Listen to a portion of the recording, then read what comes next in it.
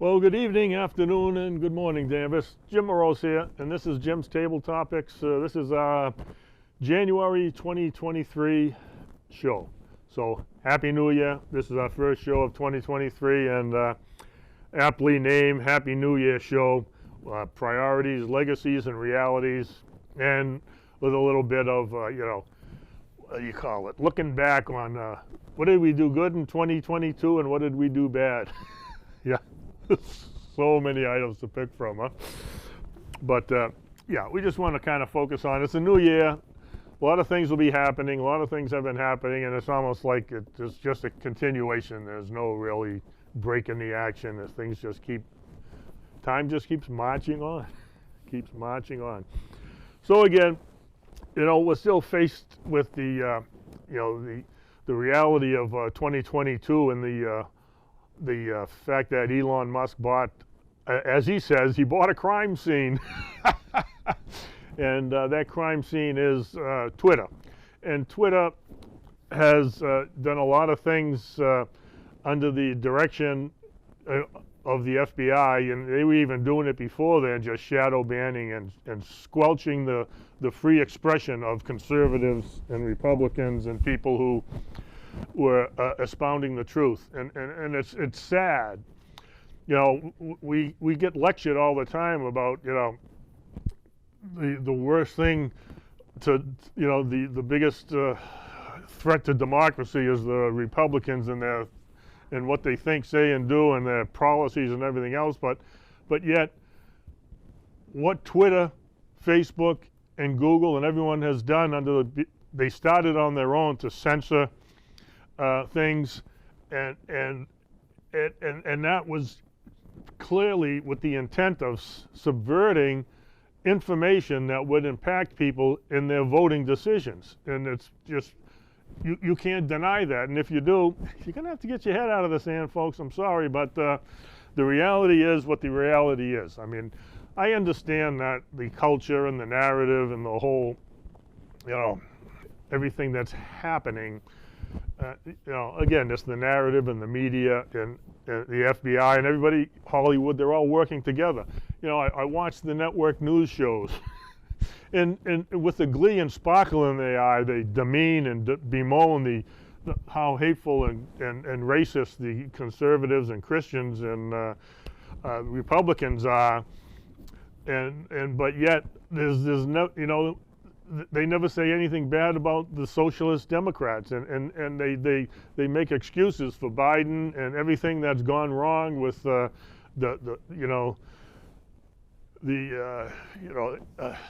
Inflation Reduction Bill and everything, the Build Back Better, all these bills and things that they've done have just caused nothing but more havoc. It's increased inflation, it's increased crime, and just everything. It's what's good is down and what's bad is up. It's a shame, but again, you can't see that in the news reporting. And even so, like just watching network TV, when you watch some of the shows, they almost like mimic reality. They have shows that kind of shadow like what Alex Jones did, and they kind of portray like normal conservatives and people like that to be like Alex Jones when we're not. There's always the extreme exceptions to the rule, not the huddled masses in between. Each group has their fringe. And I think I belong to that group, but I don't know. And the whole spectrum in between, and that's just the way it is. But the narrative and the media and the Hollywood just keep, extreme, okay? And they're causing a lot of tension and division in this country that need not be. It just need not be, but it is. Excuse me. So at any rate, that's what the show is going to be about, kind of looking back, forward. So, before I like to get into the meat and potatoes of the fake news, the narratives and all the other stuff that goes on, I just do want to say focus on the good news, okay? Because I'm a Christian, and I like to focus on the good news of Jesus Christ. He came so that we all may be saved from our own sins and stupidity, because we do a lot of things that we regret, and we all need to take a step back from ourselves and and see what we've done and what we haven't done and what we should and what we shouldn't do. I guess that's kind of what the new year is about. We always like to stop and pause and say, hey, what did we do? You know, what went wrong in last year? What can we do better this year? It's all about communication. We got to communicate better. That's all I can say. And so, without further ado, we'll just get into the good news. And I heard a great little thing. You know, I listen on and off to the Christian TV shows. They're just running, and they sermons and you know, little shows. And one guy quoted this, which is a quote from Lyle C. Rollins, which I'll just read, and it's called "The Greatest Man in History." And it says, Jesus, he had no servants, yet they called him master. He had no degree, yet they called him teacher. He had no medicines, yet they called him healer. He had no army, yet kings feared him. He won no military battles, but he conquered the world. He did not live in a castle, yet they called him Lord. He ruled no nations, yet they called him king. He committed no crime, yet they crucified him. He was buried in a tomb, yet he lives today. And yes, he does live on today. And in fact, it's that name of Jesus. I mean, so I can talk about Jesus. Let me go back. You can talk about God, and everyone say, yeah, God, you know, good, bad, or indifferent. But when you talk about Jesus, so Jesus was a historical feature, a historical person. He was actually physically born. And in fact, if you look back in the history of things, you'll find that the birth of Christ, you know, in fact, BC means before Christ, and AD means after Christ, okay? So that's the dividing of time, BC and AD, and so that was a pivotal point. In fact, if you go to the, you know, what do you call it, the science, the Museum of Science in Boston. There's a display there, an exhibit. It's got a tree. It's one of those sequoias or redwoods, I forget which, and it's over 2,000 years old. I mean, I remember seeing it when I was a kid in the 60s, okay? And I brought my kids to see it, and I brought my grandkids to see it, and it's a tree, and it has over 2,000 rings in it, and it kind of points out Jesus was born here, and this is when the Civil War happened, this is when the Dark Ages was, and this is that. And so you can see by the size, you know, at the rings, all the years. And not only can you see that, it gets kind of interesting that it had a little little informational thing that you can see that thick rings on the tree mean it was a good year for growth. Thin rings mean it was a very bad year for growth. So you can almost see it in the tree, and there's, you know, 20-year cycles of thin and 20 years of thick, 20-year thin. So that's, you know, there is no global warming. That's just the cycle we're in. You can go back and look at it. We'll have to cut down some more trees and see how it carries on to today. I mean, they've been predicting for years that the world's going to end because of global this and global that. But it's all predicted in the Bible. That's why I focus on the good news in the Bible of Jesus. These are the things that are going to happen. It's all predicted in the Bible. So, and again, so Jesus came, and he had, there's a one verse called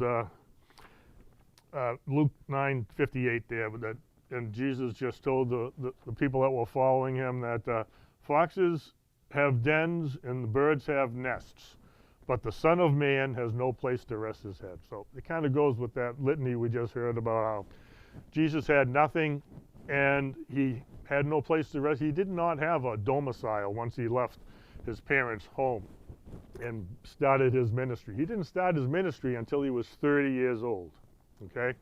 There's nothing, there's Jesus' birth is in the Bible, and then Jesus at the temple when he was lost at age 14, and then there's nothing until he starts his ministry when he's 30, okay, as what's in the Bible, because that's all that's there. And so anything else between those times is speculation, but he did his ministry for 3 years, and in those 3 years, his name is still as powerful and alive today as it was then.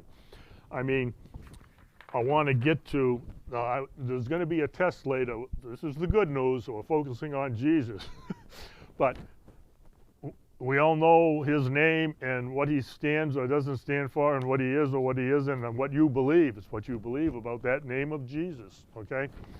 And as a Christian, I believe in the Judeo-Christian definitions of Jesus, in the biblical definition of Jesus.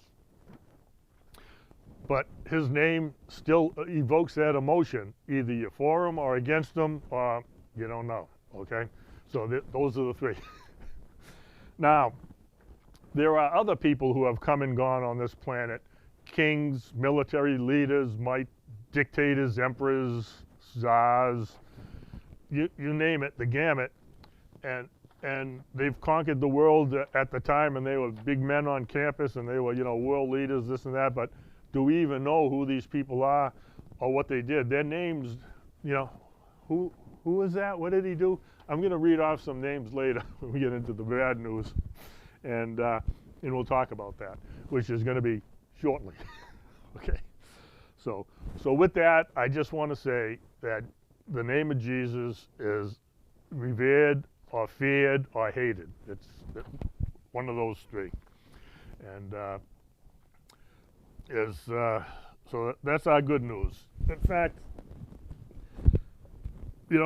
just remember that the good news is Jesus loves us, and he came and he died on that cross for our sins, and that's all he's asking you to do, is to learn about him and read about him and meet him at the cross to find out where we all fit in with that. Okay, so now we're going to get into the fake news and the good news. So, like I said, the name of Jesus lives on, and so I'm going to read off some people's names if I can find my list, checking it twice. So thousands of tyrants have come and gone across this planet. In fact, just for the heck of it, I Googled tyrants and dictators, the residences, okay? So this is one of the little blurbs I got off the internet. So, tour the most infamous despot dwellings. Obscenely extravagant, the world's most monstrous tyrants certainly didn't hold back when it came to enriching themselves, splashing out lavish residences and outrageously expensive items with their ill-gotten gains. From Hitler's Berlin bolt hole to Saddam Hussein's blingy Baghdad palace, take a look around the homes of 7 of the most notorious dictators from around the globe. So we all know how dictators live, and they have armies to protect them from we the people, and the people that they're supposed to be, serving. They have to protect themselves because they create such animosity, such hate and pain, and that's what dictators do. In fact, I hate to say it, but if I said it once, I said it 1,000 times. A lot of our foreign aid goes out to these countries, and they're supposed to be helping certain things, but they end up getting to the government first, and then the government takes most of it, and it never really gets to the people who need it the most, the citizens that are suffering under these despotic rulers. So this is my quiz to you folks. I'm going to read off some names of an era, and then you have to say to yourself, now, are these good people or bad people? What did they do? What didn't they do? Okay, so I'm going to just read off the first 3. We have Joseph Goebbels, Martin Niemöller, and Dietrich Bonhoeffer. Okay, those are 3 people. They were from the same era, the same thing, around the Holocaust time, if you get my drift. So one of them wrote the infamous litany that first they came for the trade unionists, and they came for the Jews, and they came for me. One of them tried to work with people to maybe assassinate Hitler, and he was actually in New York, and he heard what was going on in Germany, his home, so he went back to to help. And there's a book after him called The Messenger of Grace.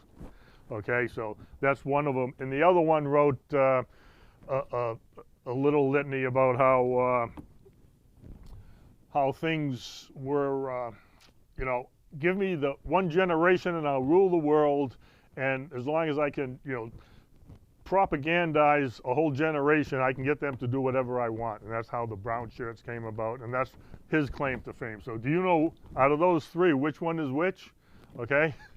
I mean, I could go on and on, during the Russian Revolution, there were the Bolsheviks, the Tsar Nicholas II, and Vladimir Lenin. Who's the good guys? Who the bad guys? Who are these people? So that's what we're talking about. Is, do we know our history, and are we going to repeat it? So, do you think all the German people wanted to be part of the Holocaust and to kill millions of people for them not being, for them being Jewish and not being German and not being part of the perfect race? No, they did not. And so what's happening here in America with the politicization and the weaponization of the media and all the social media, just like they did in what I just read, the ministry of lies and propaganda. So, all right, that's it. Yeah, so Jack, if you can cue up the first video with Tucker. So what we're going to do is talk about lies. What last year, according to Tucker Carlson and his little 12.5-minute clip we're going to watch, is 2022, the year of lies. And you can't make this stuff up because it really happened. It just really happened. And so, Jack, whenever you're ready, just let her fly. We'll talk about good evening and welcome to Tucker Carlson Tonight. This is, believe it or not, one of our last shows of 2022. So naturally, we got to thinking about the year that was. What defined it? Well, if you're living a healthy life, of course, your relationships defined it. Politics is never the most important thing. The people around you are. Your family, your friends, your dogs. That's where joy comes from, not from elections. Your relationships mean much more to you than any stupid pronouncement Nancy Pelosi made over the last year from her compound in Napa. But still, politics do matter. They're not irrelevant. Nancy Pelosi's babblings do have an effect on your life. So what defined the politics of 2022? Well, lying did. This was the year of lying. The people in charge tell an awful lot of lies. That's what we learned. And we know this for sure because while they are avid and committed liars, they're not very good at it. Their lies are amateurish, obvious, pathetic, sad. And there's something kind of insulting about that. Don't take a leak on my boots and tell me it's raining, goes the old cowboy phrase. Don't tell me something we both know isn't true and expect me to believe it. When you do that, you assault my dignity. You diminish me. You treat me like a child. If you're going to tell me a lie, put some effort into it. Try something clever. Have pride of craftsmanship. Don't pull the same old dusty alibi off the shelf like a jar of expired spaghetti sauce and expect me to fall for it again. Oh, we can't tell you that, Mr. and Mrs. America. It's a matter of grave national security, but don't worry. Everything's totally fine. We're doing a great job.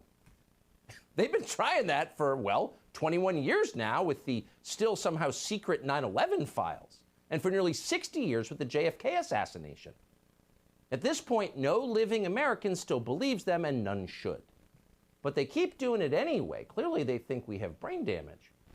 It's frustrating to watch. But today, we've decided to be amused by it. That seemed like the more positive option, maybe the most positive available under the circumstances.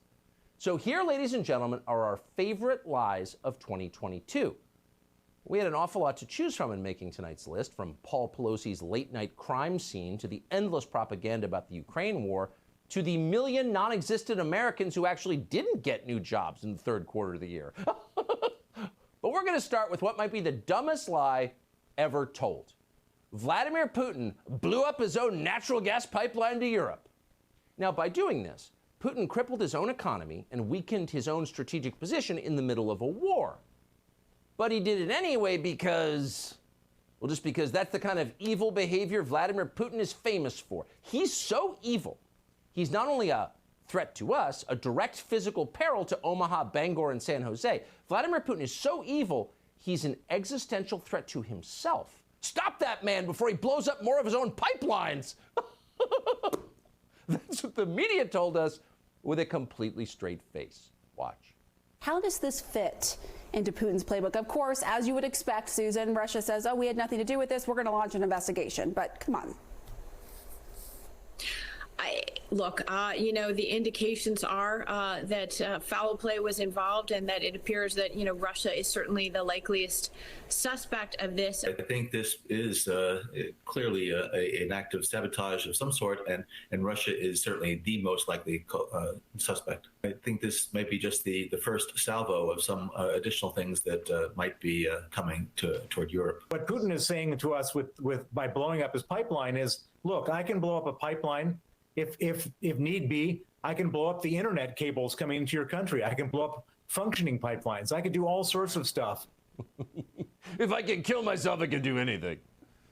Russia is certainly the most likely suspect, says John Brennan. And you can trust him when he says that because John Brennan was Barack Obama's CIA director. There's nothing shady about that guy. He's never been involved in any illegal murders or anything. He's got your best interest at heart. Let's put him on TV as a reliable foreign policy expert. He'll tell us the truth. You've got to laugh at this because, well, what's the option? And actually, John Brennan turns out to be reliable in at least one sense. If John Brennan says it, the opposite is almost certainly true. And that was the case here. No, Russia did not blow up its own pipelines. That explosion was the work of the Biden administration. They signed off on it. And we can tell you that tonight with confidence. The only remaining question is, now that we know for a fact that Joe Biden intentionally released more carbon into the atmosphere than any human in recorded history, can he continue to lecture the rest of us about global warming? We're thinking, oh yeah, he can. Biden certainly has the main qualification for doing that, soullessness. This is a man who's showered with his own daughter, who smiles when he's mad. This is a man who will say literally anything. If the Chinese military unleashed a deadly manufactured flu virus on the world, Joe Biden would blame you for it. And actually he did. People are dying of COVID, Joe Biden told us, because you have questions about an experimental mRNA shot that doesn't really work and whose long-term effects we can't know. You're the criminal here, not the Chinese government, because you're, quote, unvaccinated. You must be punished. That was the message from the White House, picked up and eagerly disseminated by Biden's equally soulless stooges in the media. And here's one of them, Leana Wen, formerly of abortion giant Planned Parenthood, now of CNN. We have a very narrow window to tie reopening policy to vaccination status, because otherwise, if everything is reopened, then what's the carrot going to be? How are we going to incentivize people to actually get the vaccine? So that's why I think the CDC and the Biden administration needs to come out a lot bolder and say, if you're vaccinated, you can do all these things. Here are all these freedoms that you have, because otherwise, people are going to go out and enjoy these freedoms anyway. So the unvaccinated might be, quote, enjoying freedoms, fretted Leana Wen. And everyone knows under the U.S. Constitution that's not allowed. Scurry back to your hovel, Kulak. No freedoms for you. The gruel is ladled at 4. Slurp it with gratitude. Oh, what a difference a year makes. Now we know that everything Leana Wen told us on CNN was a lie. And we know that for certain because, amazingly, Leana Wen just admitted it. This week, Wen acknowledged that actually this is not a pandemic of the unvaccinated. It's the opposite. The CDC, she said, has now determined that, quote, vaccinated people who never had COVID were at least 3 times as likely to be infected as unvaccinated people with a prior infection. And a Lancet study, continuing the quote, found that those who were vaccinated but never had COVID were 4 times as likely to have a severe illness resulting in hospitalization or death compared to the unvaccinated who recovered from it. I mean, what? So the vaccinated are 4 times as likely to be hospitalized or die from COVID. 4 times. So it turns out that none of your vax propaganda was true, to put it mildly. It was all a lie. The question is, can we get our lives back now? How about our economy, our jobs? When's the part when you break down in racking sobs of contrition and beg forgiveness for misleading the entire country in matters of life and death and hurting people? We look forward to that part, though obviously we're not holding our breath. For now, it is satisfying enough to see a lie identified for what it always was. Well, look at you. Those cheeks. With Juvederm Voluma XC. And honestly, that's also the pleasure in watching the Sam Bankman-Fried saga unfold. Bankman-Fried was this weird, pudgy kid in a t-shirt who played video games during interviews, took a ton of pills, and could never quite explain the business model of his, quote, crypto exchange. I mean, literally, from the first day, this guy was an utterly transparent scam artist. Your golden retriever could have smelled the fraud on this guy. It was that redolent. He stunk of it. But somehow the geniuses, the financial wizards at CNBC, had no idea. They fell in love with Sam Bankman-Fried. They wanted to be Sam Bankman-Fried. They told us Sam Bankman-Fried was the new J.P. Morgan. Here is a tape we are going to watch at least once a month for the rest of our lives. It's that good. They call him the J.P. Morgan of crypto, right? Yeah, the Michael Jordan of crypto, if you will. So why should you care about a floppy-haired, vegan, fidget-spinning crypto billionaire who occasionally sleeps on a beanbag chair? During the so-called crypto winter, the 30-year-old CEO has been referred to as crypto's white knight. J.P. Morgan of this generation, Sam Bankman-Fried's FTX. Is he the Jay Gould of our era, or is he the J.P. Morgan of our era? I think it's yet to be determined. Yet to be determined. Is he Vanderbilt? He could be. Is he Harriman? Possibly. Is he the Credit Mobilier scandal? Is he Carnegie? If he gives a lot of libraries, he is. That wasn't 10 years ago. That was weeks, days before the Sam Bankman-Fried fraud collapsed in on itself. Is he Vanderbilt? Is he Harriman? Is he Carnegie? Is he J.P. freaking Morgan? No! No, he's not. Actually, he's an accused felon who just this week was photographed shuffling along in handcuffs on his way to his cell. It's just so awesome. These people are ridiculous. And that's the real lesson of Sam Bankman-Fried. And we're going to enjoy every second of it. Now, it's a little harder to enjoy what's happening to the rest of the economy, inflation especially. Inflation is one of those economic phenomena you don't need to be an MIT professor to identify. Has the price of things you buy every week gone up a lot? Oh, it has? Okay, you've got inflation. Inflation is demonstrable.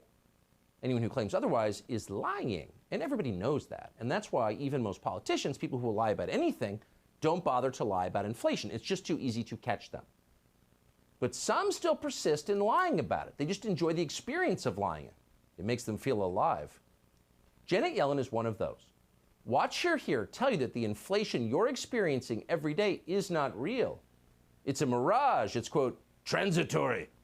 We've had several months of high inflation that most economists, including me, believe will be transitory. I personally believe that this represents transitory factors. Are higher prices here to stay? I believe it's transitory, but I don't mean to suggest that these pressures will disappear in the next month or two. It is important that we monitor it carefully, but I believe fundamentally, that this is something that will settle down. Transitory. Transitory. Did you hear that? She's an economist. She's not a scam artist who got rich from bribes disguised as speaking fees from the big banks after she had been running the Fed. No. She's an economist. And because she's an economist and you're not, she knows that there are many kinds of inflation.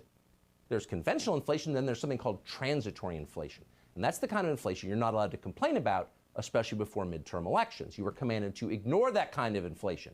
And if it still bothers you, then you have to do your patriotic duty and get an abortion.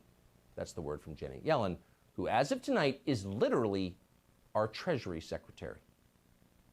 So, Merry Christmas, much lied to American people. At least you know who we're dealing with now. The good news is we can still be happy. Happiness is a gift from God, and even the Biden administration can't take it away. Subscribe to the Fox News YouTube channel to catch our nightly opens. Alrighty. So, the volume.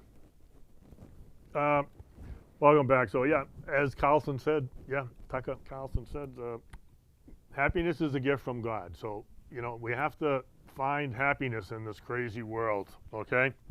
And, if you listen to what he said, I mean, I know Tucker kind of is a little flippant and he's like the other, but at any rate, what he's saying is basically true. That's what happened. The lies have been out there, and we make decisions on them, and they keep telling the same lies over and over again, and we make bad decisions because we got bad information. And it's that simple. And I mean, just like Sam Bankman-Fried, I mean, they were praising him just weeks before he's just another Bernie Madoff. He's a crook, he's a thief. There were people, we'll see later, that, you know, everyone knew. They got videos saying this guy's a fraud. They all knew it.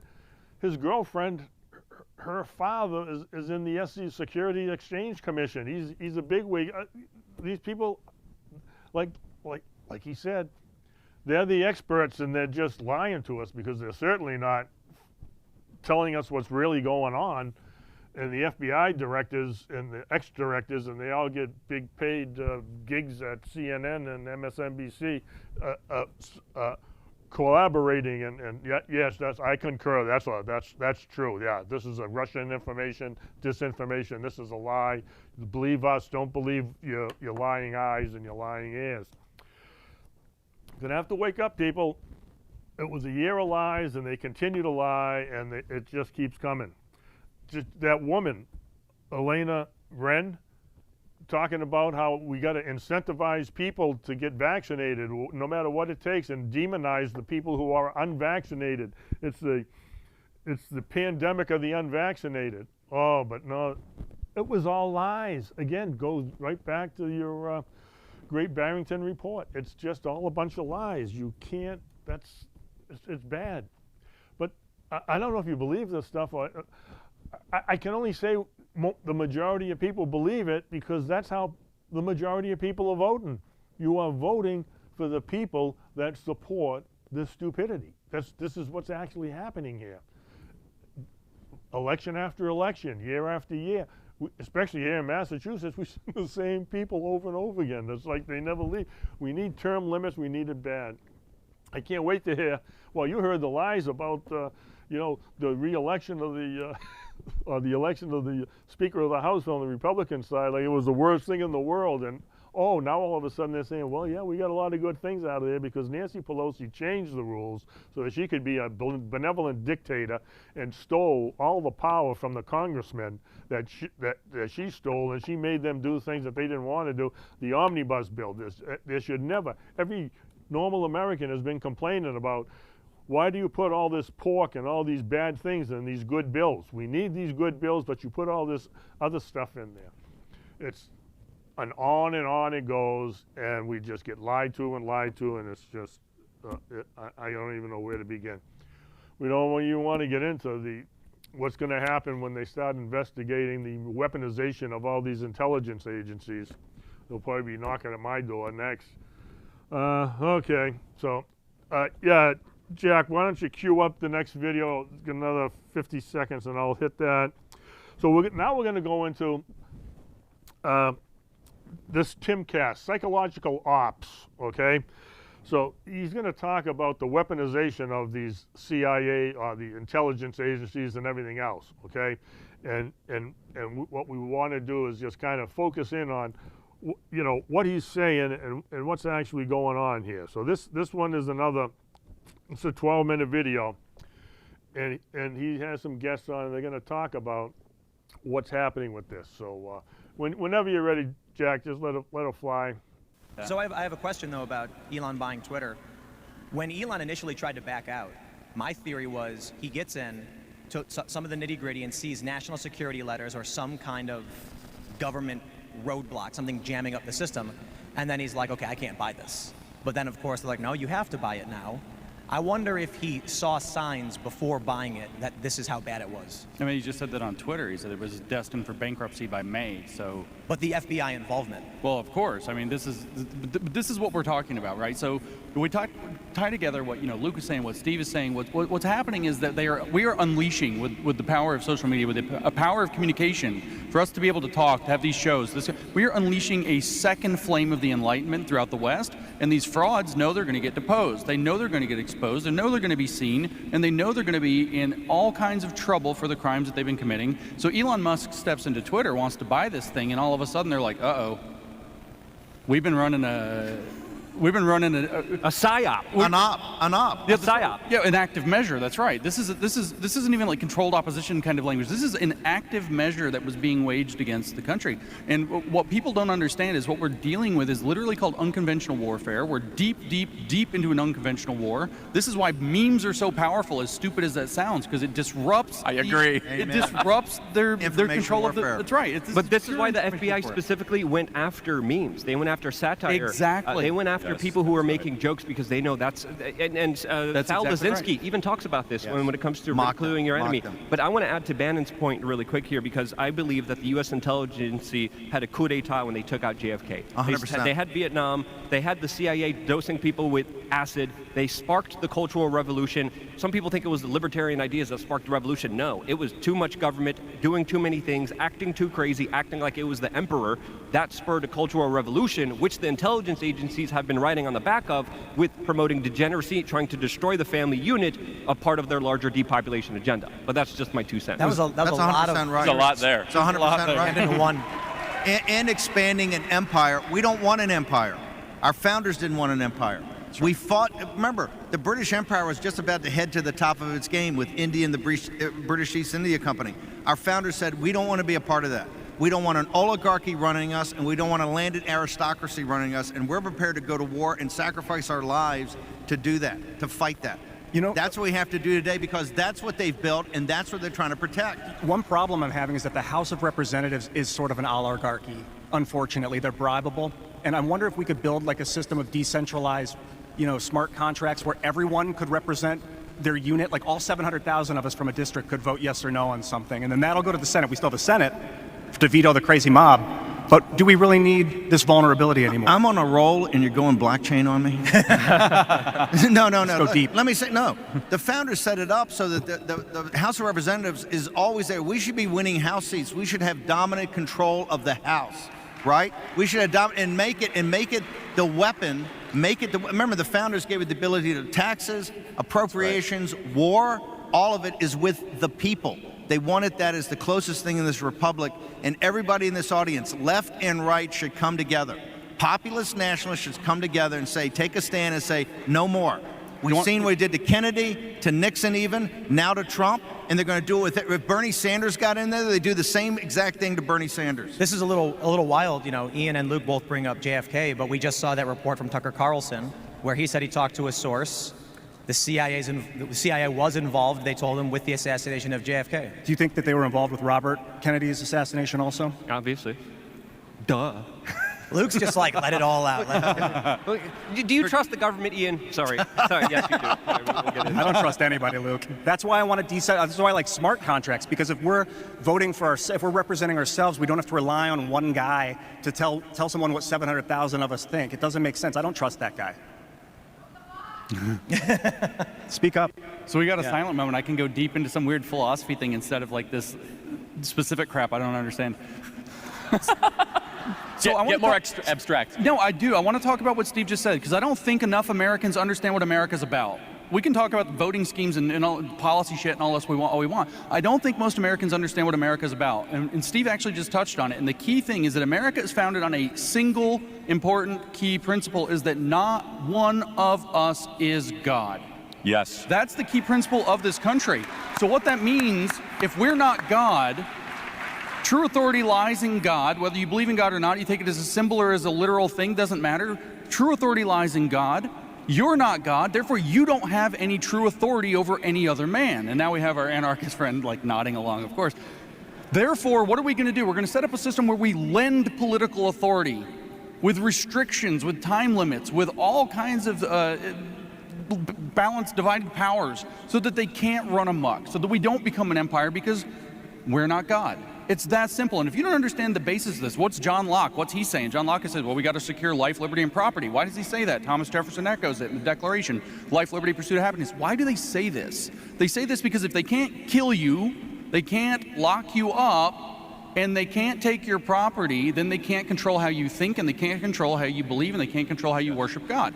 And that's what it means to be a free human being. But they can control the food supply and the water sources, and we need to make sure that we have decentralized food and water as well. Yeah, well, obviously, I mean, now we're getting into Kissinger. Oh my God, I didn't realize. You know, whoever controls the food controls the region. Whoever controls the energy controls the nation. Whoever controls the money controls the world. Yeah. Are you? Do you believe in God? Are you atheist? I am an agnostic. Is the fancy word of the day.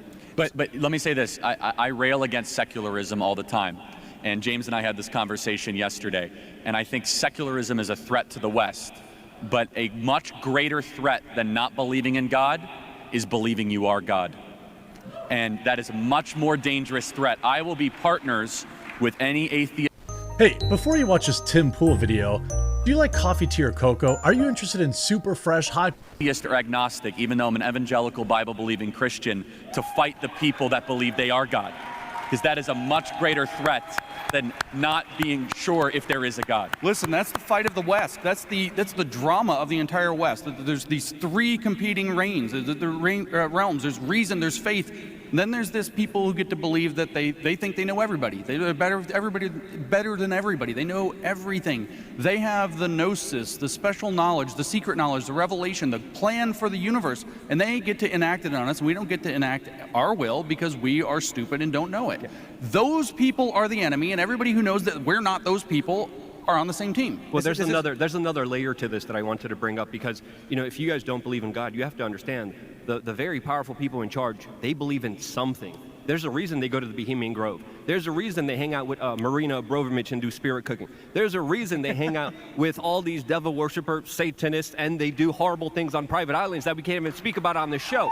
So there is a spiritual war happening right now, whether you could deny it or not. But it's happening and it's here, and religion is a part of that war. Let's talk about young people, because what you're all basically saying is main character syndrome, which I think we're seeing a lot of in millennials and some Gen Z, where people think nothing outside of me matters. I also think, to a certain degree, we're seeing this in every generation, and the way I see it manifest is when police officers go to say there's an all-ages drag event in Texas where they're explicitly engaging in, you know, things inappropriate for kids, and I'm talking about what we just saw in San Antonio with simulated sodomy and things like that. There should be no question that the police would go in there and say, hey, you can't do this, but they're not willing to do it. And I think because even for these police officers, many who are probably in their 30s or a little older are like, I'm not getting involved, they're gonna get mad at me, I'm gonna get yelled at. So it's not just main character syndrome, it's also, I'm not gonna risk myself for whatever this is. And if we don't have a cohesive culture where people are willing to stand up for each other, then it just falls apart, or maybe it already did. I mean, this is that unconventional warfare. This is what they do in unconventional warfare. They make these provocations. Drag queens are a provocation. It's been an escalating provocation. First, they're just dressing up in kind of somewhat, you know, careful dress with their clown makeup, groomer clowns or whatever, reading stories. Next thing you know, Tim and I were talking about this yesterday. Next thing you know, they're dancing, they're grinding, they're sexual dancing, they're twerking. The next thing you know, they're doing simulated sex acts in front of children. And they're at every step of the way, this is what Tim was saying to me yesterday, so this is Tim's credit, gets the credit for this, is every step of the way they're saying, no, it's just this. No, it's just this. Escalate. This is an unconventional warfare tactic to provoke. The goal, you guys remember George Floyd.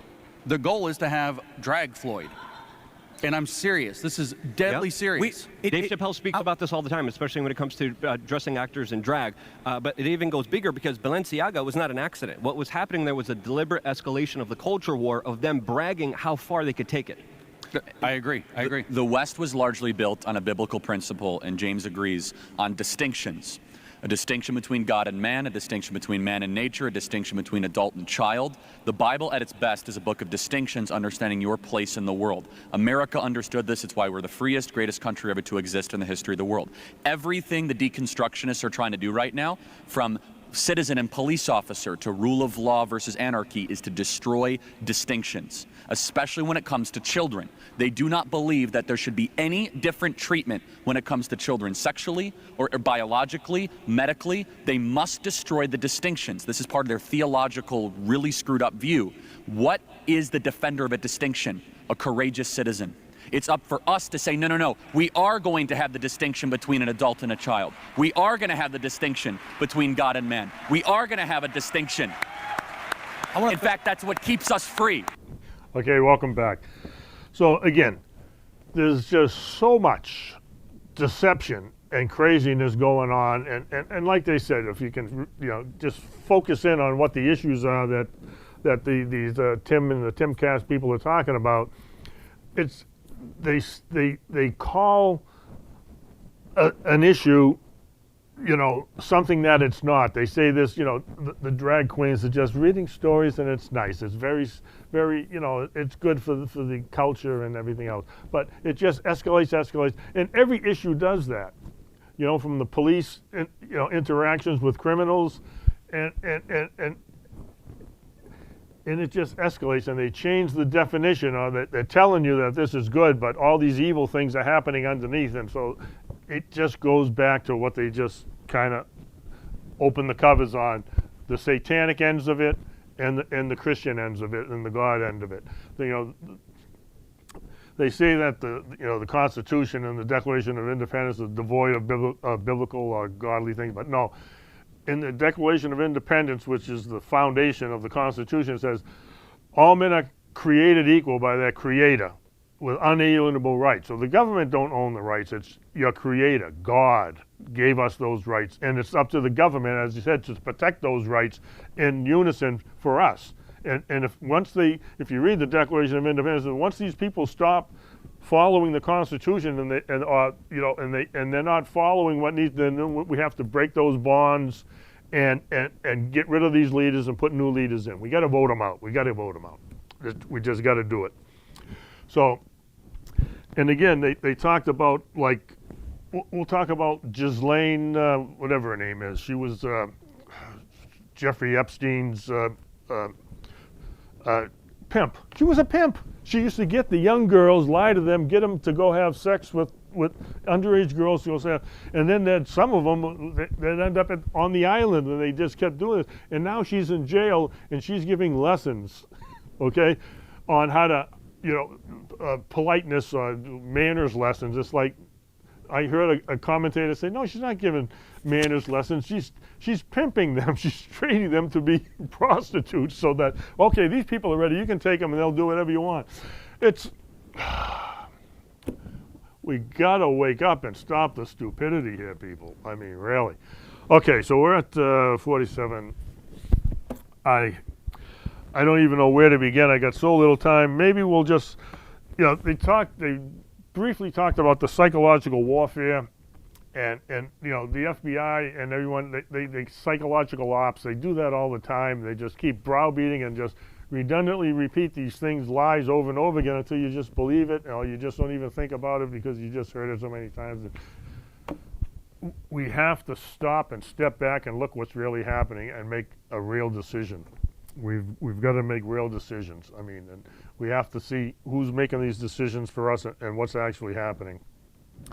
All right, we're going to go to the next video. I'm really running out of time here quickly. So this is a PragerU, and he's going to talk about the road to hell. Well,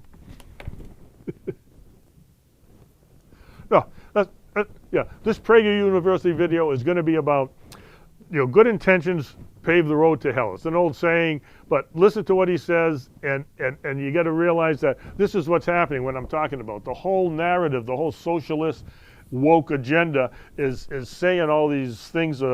These are great things that we should do, but they violate their rules all the time. They tell us that we got to mask up. They're not wearing masks. They got to, we got to quarantine, and they're all out partying. No, that's not the way it works. So let's go to the video, Jack. It's paved with good intentions. Well, it's true, and it helps explain why there's so much evil in the world. Take the 20th century, the bloodiest century on record, in which about 100 million people, all non-combatants, were murdered by despotic regimes, nearly all of them communist. Many of the people who supported communism, both outside and inside communist countries, thought they were doing good. They were sure they had good intentions. Many of them were nice people, doting parents, considerate neighbors, courteous to strangers. The Soviet Communist Party killed 20 to 40 million people. The Cambodian Communist government massacred about a quarter of the Cambodian population. The Chinese Communist regime killed more than 60 million of its own people. The roads to all these hells were paved by many people who had, or believed they had, good intentions. Were it not for well-intentioned people who believed in communism, the truly evil people who implemented these genocides might never have come to power. To cite but one example, it was American and British men and women, many with good intentions, who delivered to the Soviet mass murderer Joseph Stalin the secrets to making an atom bomb. They, too, were probably nice people. Of course, there's no large-scale genocidal movement today in America, but the road to lesser hells in this country is also paved by many nice people who believe they have good intentions. Many of the teachers who bring up topics that rob young children of their sexual innocence are motivated by good intentions. Most of the Americans who vote for politicians who seek to defund the police, a guaranteed recipe for increased murder, rape, and other violent acts, think they have good intentions. So too those who seek the elimination of hate speech. They have good intentions, even though in reality they constitute the first serious threat to free speech in American history. The road to hell is paved with good intentions because most people who support bad causes, and even many who commit evil, believe they are motivated by good intentions. Their thinking goes like this: I mean well, therefore I do good. Therefore I am good.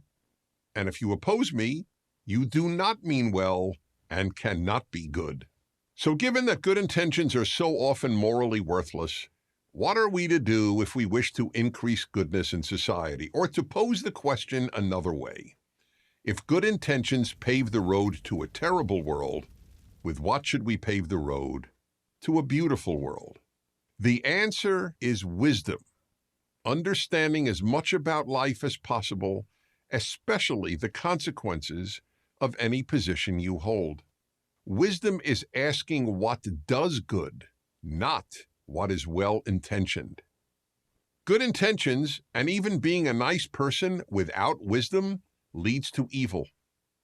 The reason to worry about the future of America and Western civilization is not that our elites are composed of people with bad intentions. It is that our elites are largely composed of people lacking wisdom. The word for those who lack wisdom is foolish. Most college presidents, professors, and increasingly most teachers in high schools and elementary schools, most editors and other journalists, most of the business people who run big companies, and most so-called experts are foolish. Why are they foolish?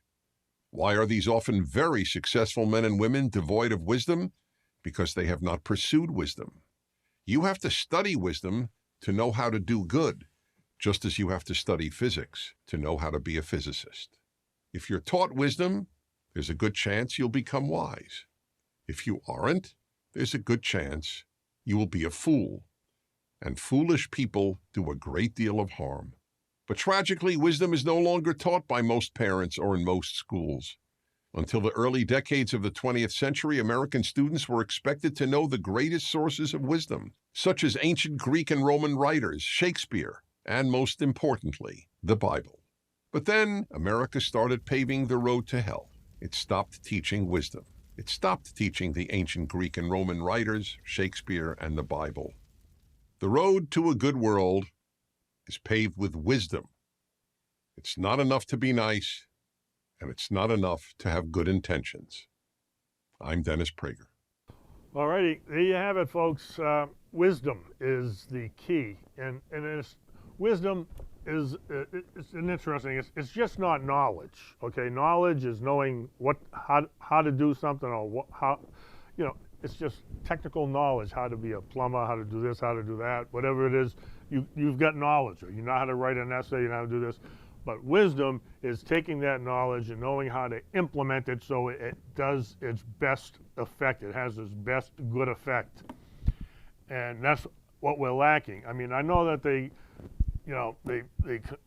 browbeat the conservatives and Christians about, banning books and this and that, but we're not the ones who banned, all the, the Greek, moral teachings and the basic, all those classic literature that people have learned for time immemorial. That's how That's why our educational system was so great, and that's why it has fallen so low, is because we've taken those out and putting in things that, as certain psychotherapists and professionals have said, it's not just age inappropriate, it's developmentally inappropriate. The things that the good intentions of the sexual education and sexualization of the kids, bringing drag queens into kindergartens and teaching, having books that show pornography into kindergartens and third graders, is no, we're not banning books. We're saying, no, that's age and developmentally inappropriate. You can have them on the shelf, but just like you can't drink until you're 21, kids shouldn't see that until they're at least in high school, okay? They're going to learn all that stuff in the back alley anyway, but not during their developmental years. Their brains cannot, it just doesn't work. That's why there are so many kids cutting themselves, is because they're confused and distressed, and it causes depression and stress, and that's why the kids need extra help. We're teaching them the wrong stuff. But that's another subject for another day. I just would like to just hold that out to you, as you can see the progression of the lies and the lies and the damn lies, and they just keep coming. And the road to hell is paved with good intentions. Oh, this is going to be so nice. Well, it's not. Just like we saw, all those socialist, communist countries killed millions of people because they had good intentions. They thought, and then once that door is open and the worms are out of the can, very hard to get it back in, very hard to get it back in. So we all need to know what's going on in the world, okay? And let's see, maybe we'll just throw up one picture there, picture number 6, Jack. If we can just throw that on real quick, just a little levity, like they said, the memes, it's funny, but yet just throw it up whenever you get it. Number 6. And so if Facebook existed in 1776, when Paul Revere was running, the British were coming, Facebook would have said, oh, this is false information. Checked by independent fact checkers. See why? Well, not all the British, only the British Army. So this is partly false. It's like, okay, you can take it down. I mean, that's the stupidity of it all. That's the wordsmithing. That's the degradation of our language, and which pronoun to use and all this stuff. No. No one knows. There's 8 billion people on the planet, and we're not going to learn 25 million pronouns. There's certain ones that work, and that's what we use. If you have a relationship with someone, then yeah, maybe we should. You can use their correct pronouns and this and that. But other than that, when you're meeting someone for the first time, there's what they call TMI, too much information. Yeah, we don't need to know that until we know you much better. Thank you very much. Okay, so at any rate, I am running out of time, and did I have any? Yeah, so we got to end off on the good news. So Jack, we're going to go with the picture number 7 next. Just whenever you get it, go up, because this is, good news. It's all about the good news. We got to focus on who's driving our bus. What bus are you in? Do you know what bus you're on? I'm in bus number 4. Okay. Okay, so I'm going to tell you right now, God has a plan for your life, and the enemy has a plan for your life. Be ready for both.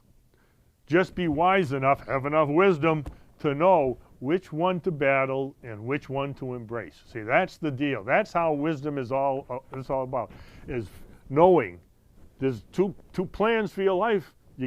We're always at a crossroad, a fork in the road. Do we go this way or do we go that way? So I would say wisdom is going to help you make those good decisions that we need to make. And like they said, there's 3 different kinds of people that focus on reasoning, faith, and then the know-it-alls. Which camp are you in? Are you a know-it-all? Are you a Karen? Oh, Lord have mercy on us. Okay, so, we try to just, I'm the humble correspondent. I'm going to be signing off, and I just, would like you to know that God loves you, and He's got a good plan for you. If you follow the other plan, it's, great intentions, It's very hot there, so I've heard, and you can't escape the heat. It's not going to be pretty. So God loves you. I love you. Good night, Danvers. See you next month.